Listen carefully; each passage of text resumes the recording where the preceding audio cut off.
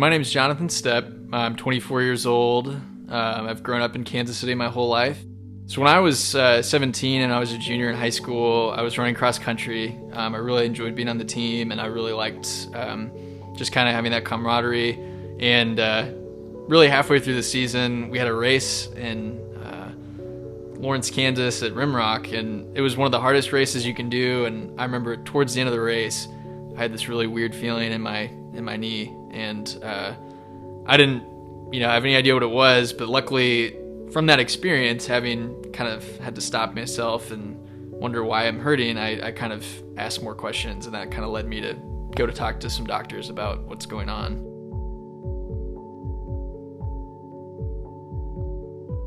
I can vividly remember I was watching a college football game, and my dad walks in and he said, "You better turn off the TV.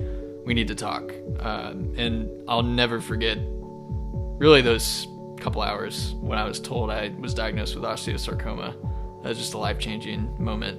I was trying to figure out, how am I gonna get through this? And I kind of, reached out, and I just thought, I can't do this by myself. It's gonna take everyone around me. It's gonna take my faith. It's gonna take my support system. And that's truly what got me through the experience to get me where I am today. My treatment plan was very rigorous, very intense. They say it's one of the toughest ones they put people on just because it's an aggressive treatment that's going to work. And with any kind of chemo, you're thinking, going into it, I'm going to have a lot of nausea. I'm going to have a lot of throwing up. What I didn't know was I was going to have mouth sores too, kind of like canker sores. And those happen a lot. But they set it up for me, and I was going to do 6 rounds of chemo, which is basically like a weekend stand each round. And then I was going to do a big surgery to kind of replace my knee or most of it, followed by another 12 rounds. So looking ahead, that's a lot to think about. And it was a tough thing to look at, for sure, just like it'd be for anybody.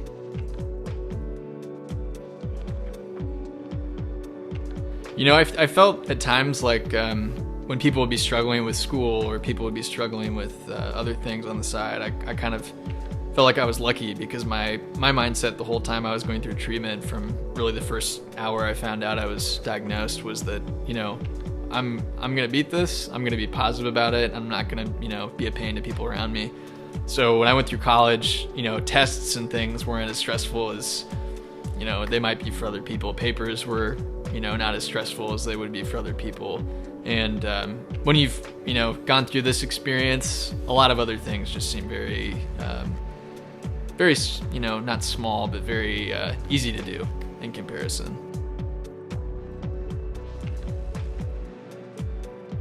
There's not a day that goes by that I don't remember my nurses and my doctors and just the people that were up there who took care of me and so many other kids. And at age 17, even though I was kind of the outlier to a lot of the little kids in there, it was kind of cool because I felt like I could have real conversations with everyone I was with, and not once did I have a negative experience based off of something anyone did up there.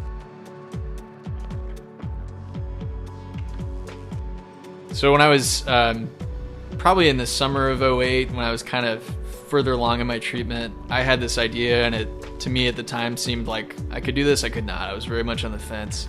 And that idea was to write a book about my experience at Children's Mercy. And I decided, to really think about it and pray about it, because if I wanted to do this, I wanted to commit to doing it.